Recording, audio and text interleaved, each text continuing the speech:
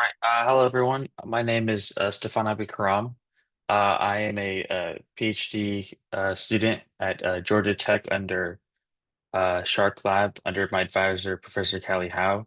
There, I do a lot of uh, EDA research, hardware acceleration research, and I also am a full-time research faculty in the Hardware Security and Trust Division under Georgia Tech Research Institute, which is also all under the Georgia Tech institution as a whole.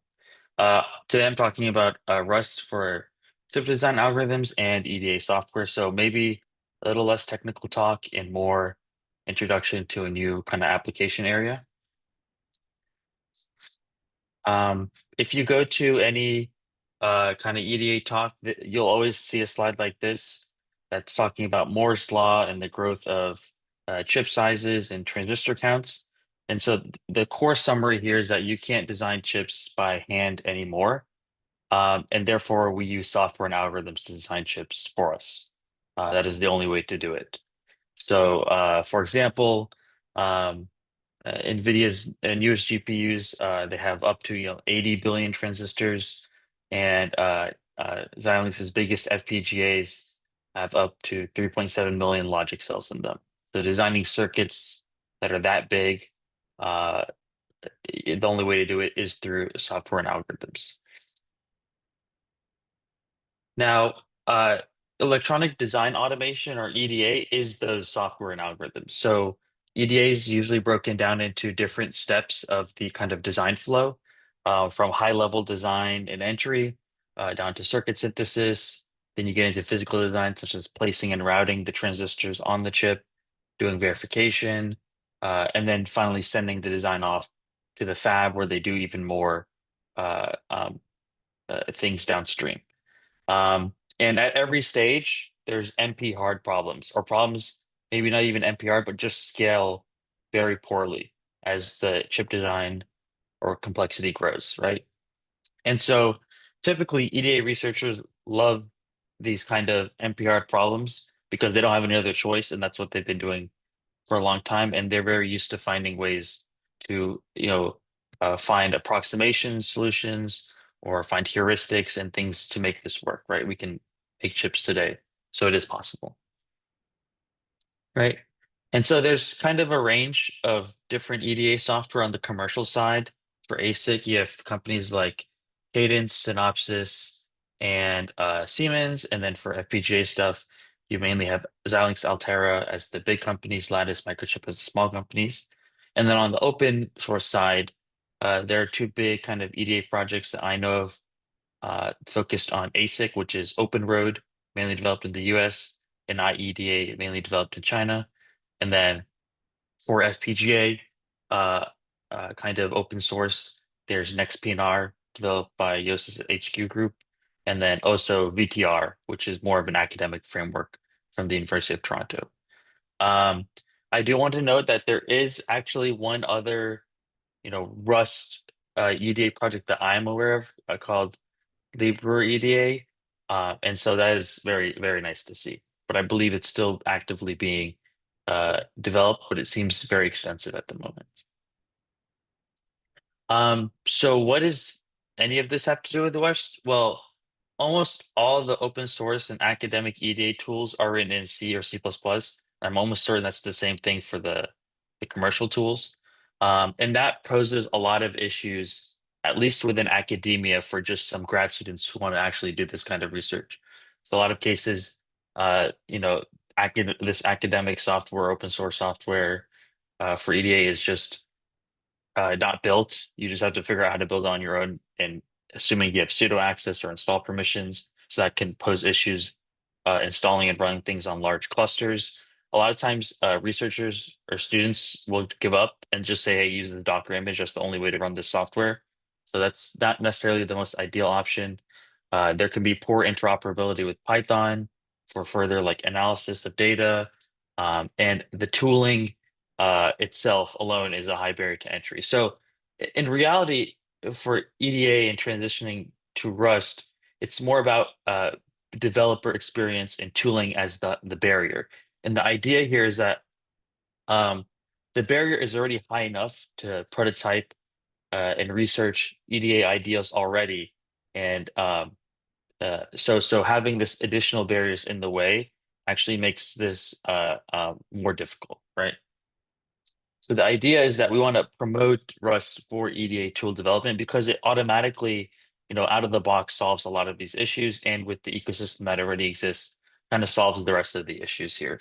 So, for example, Cargo creates and workspaces make the build tooling and the package management much easier. Pio 3 is great for Python interoperability. Rust has, these static builds by default that are generally easy to make portable. And then there are tons and tons and tons of libraries already available for custom data structures, parallelism, everything you need to build high performance kind of compute libraries or algorithms. And so, why don't I just try this, build some FPGA EDA proof of concepts. So I took two problems that are very common, placement and legalization. Placement is you map a net list, basically a graph with a bunch of nodes onto a grid. And so that once it's placed on the grid, the total wire length is minimized. And this is kind of a quadratic assignment problem, and that's generally NP hard. There's also another problem of legalization where you have some kind of approximate like continuous locations and you have to like snap into the grid also while trying to minimize wire length. And so I developed kind of like a simulated annealing FPGA placer in Rust just to kind of see how difficult it would be to implement something like this. See if I can get the clip to play again. But essentially, it does a bunch of moves on different nodes in the graph over and over again. And if a move, decreases the wire length, it keeps that move with some kind of probability, right? So eventually, as you go through more and more iterations, um, you'll reach an optimal solution. And we can see that also using some kind of parallelism in Rust, the more different moves we can explore at any given time, a better solution we can arrive at the end of a fixed number of iterations. Legalization is also fairly straightforward. This is an example of a mixed integer uh, solver being used to do legalization. You can see here how it snaps all the cells to the grid, also while trying to minimize cascading or displacement of other nodes that would increase the wire length. And here's a more stark example that makes it more obvious what this legalization is doing.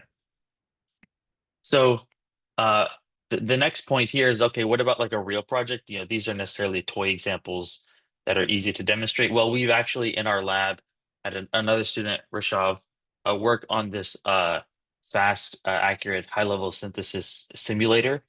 So instead of running RTL or cycle accurate simulations of the circuits that are generated.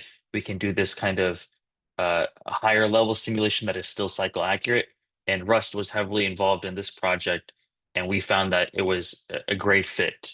And so it has encouraged us to keep using Rust as a very useful tool, at least for future research EDA projects. Um, so what is the feature of what I just presented? So necessarily, the proof of concepts that I built were only built in a few hours, but by like EDA research standards, this is fairly significant, or and very promising, right? So me personally, I see the highest value of Rust and EDA as an academic tool in a classroom setting and for students, right? So because as you lower the barrier to entry, it's easier for students to focus more on the algorithms, on the improving the performance of the algorithms, and not worrying about everything else kind of surrounding that. Um, and so the goal now that I'm working on is to build out a simple FPGA EDA framework more as an educational material to develop some kind of course material as well. And we also want to make it VTR compatible. So that way, a VTR is the Verilog to routing project I showed earlier. That way we can actually integrate it and make comparisons of, this framework to an actual non-toy academic framework. And that's what the image on the right shows. So in general, what is, the future? Well, there are still many hurdles to overcome. I won't get too much into them. For example, on the right is an example of a very large scale analytical placement solver. And so this is something more complex. Um, Also ASIC physical design algorithms are also more complex. You can think of FPGA's design as being much simpler.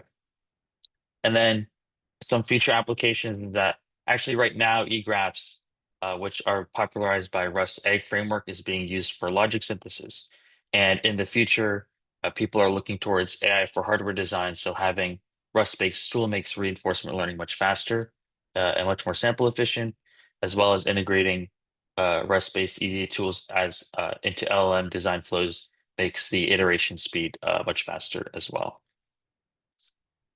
Yep, that's all I have today. So if you're curious about any of the stuff I presented, you can always reach out to me.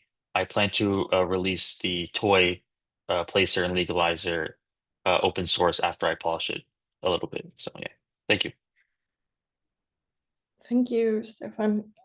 There is a question for you, and it says, which mixed integer program solver do you use? I used the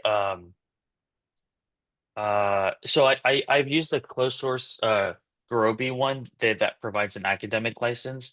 There's Rust libraries that provide very clean interfaces to those as well. I've also used CBC, which is like the open source mixed integer programming kind of solver library.